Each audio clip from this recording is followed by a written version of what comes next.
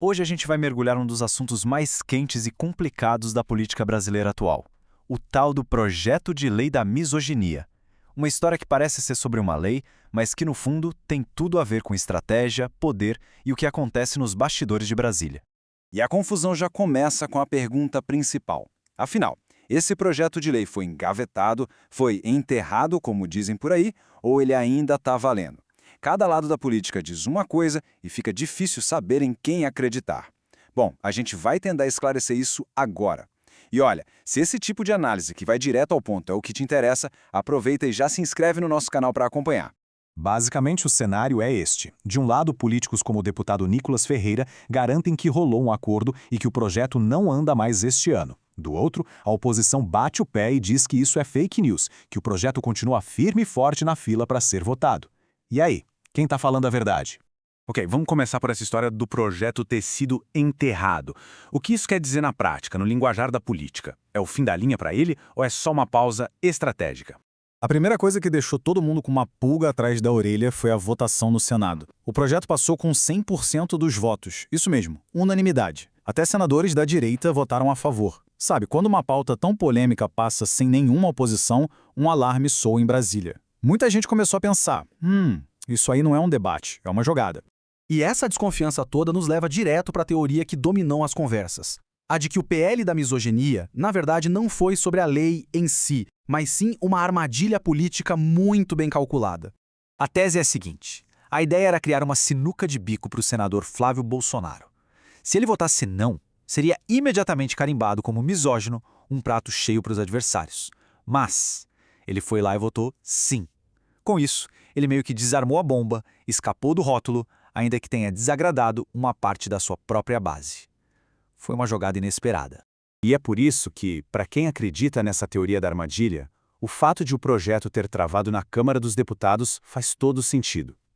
Uma vez que o alvo principal da suposta armadilha escapou, o projeto teria perdido sua utilidade política imediata. Ele já teria cumprido, ou melhor, falhado em cumprir, seu propósito principal.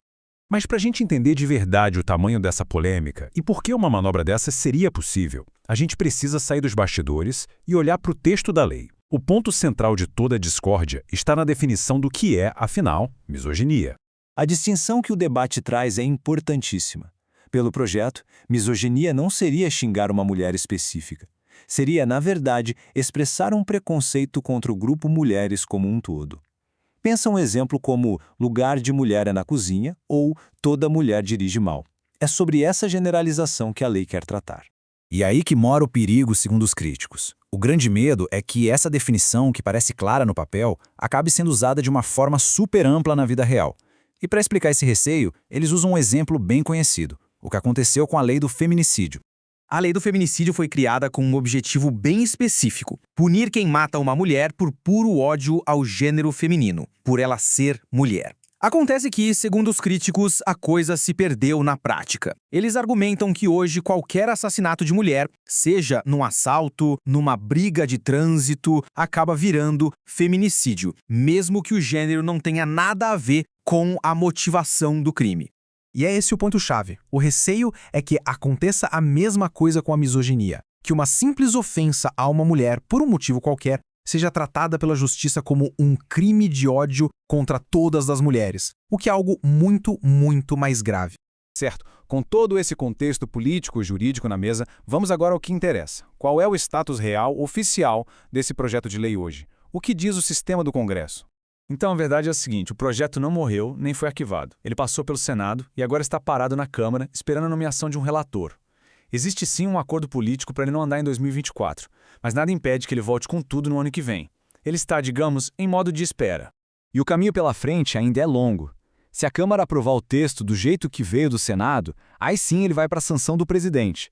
Agora, se mudarem qualquer vírgula, o projeto inteiro tem que voltar para o Senado para uma nova votação. Ou seja, o processo todo pode demorar bastante ainda. Fica claro, então, que a gente está no meio de um emaranhado que mistura uma briga política pesada com um debate jurídico muito sério e legítimo sobre os limites da lei. No fim das contas, o futuro desse projeto está totalmente nas mãos dos políticos. A decisão de engavetar de vez, de alterar o texto ou de acelerar a votação vai depender das prioridades e da correlação de forças no Congresso depois das próximas eleições. É um jogo de xadrez que ainda tem muitas peças para se mover.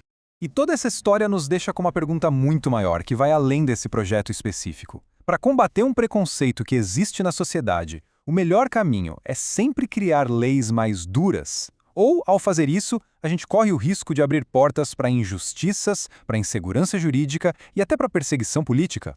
É uma reflexão complexa, e a resposta, bom, essa ainda está sendo construída.